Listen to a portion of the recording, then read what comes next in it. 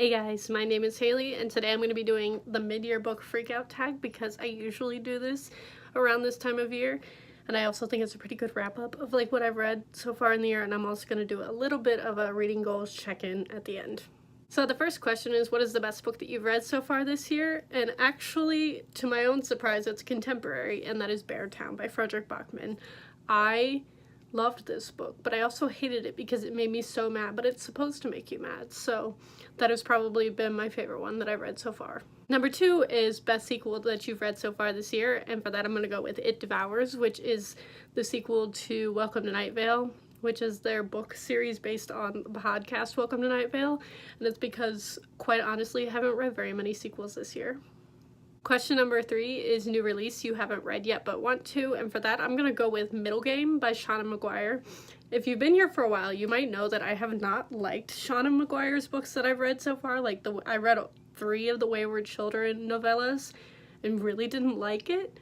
So I'm curious about this only because Kate just read it and it's been one of her favorite books that she's read in the entire year, which kind of surprised me, so I am cautious, but I do want to read it and give it a try. Question number 4 is, what is your most anticipated release for the second half of the year? And for that is going to be Dark Dawn. Obviously, if you haven't been here for a while, my favorite series is Nevernight, and this will be the third and final book in the Nevernight trilogy by Jay Kristoff. Question number 5 is your biggest disappointment, and that is 100% The Passage by Justin Cronin. I've had that book on my TBR for years. I want to say like at least a year or two. And the first like 200 pages of that book are fantastic. But after that, there's a whole time skip in the middle of the book, and I just did not care about anything in the rest of the book because it changes like main characters. And I was very angry about it. So that is 100% my most disappointing book of the entire year. Question number 6 is your biggest surprise, and for that I'm gonna go with The Name of the Star. What is this called? Shades of London trilogy by Maureen Johnson. I had read one Maureen Johnson before this and really enjoyed it, but I fell head over heels in love, obsessed with this series at the very beginning of the year when I really wasn't reading physically a ton, and just blew through these 3 books so fast. So this was definitely the biggest surprise for me. Question number 7 is your favorite new author, and for that I'm going to go with Frederick Bachman. I've read, I want to say 4 of his books at this point, including his novellas, and I've loved pretty much all of them. They're fantastic, and I'm going to continue reading his books this year. Question number 8 is newest fictional crush. I don't have those, so we're going to skip it. Question number 9 is who is your newest favorite fictional character? And I honestly, my first thought was Rory, who is the main character in The Name of the Star series by Maureen Johnson, but I also thought of Zero, who is one of the bad guys, monsters of The Passage, but I'm so angry at The Passage that I don't even want to say him, but he was fascinating. Question number 10 is a book that made you cry, and honestly, the third book in The Name of the Star, which is The Shadow Cabinet, made me cry. And I'm not going to say why because it's a huge spoiler.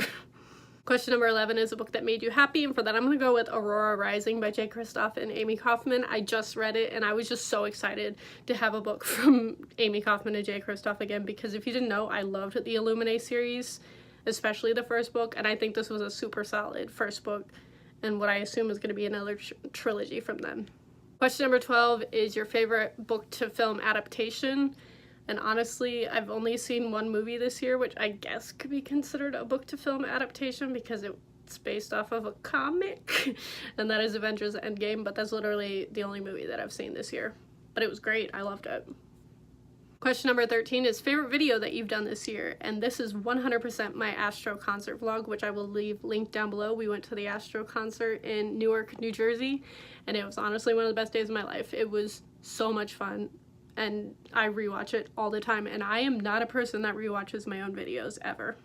Question number 14 is the most beautiful book that you have bought or received this year, and quite frankly I haven't bought or received barely any books this year so far, but I love the covers of This Mortal Coil and This Cruel Design. I think they're stunning, so I'm really excited to have these physically, and also these were great. I think they're really fun.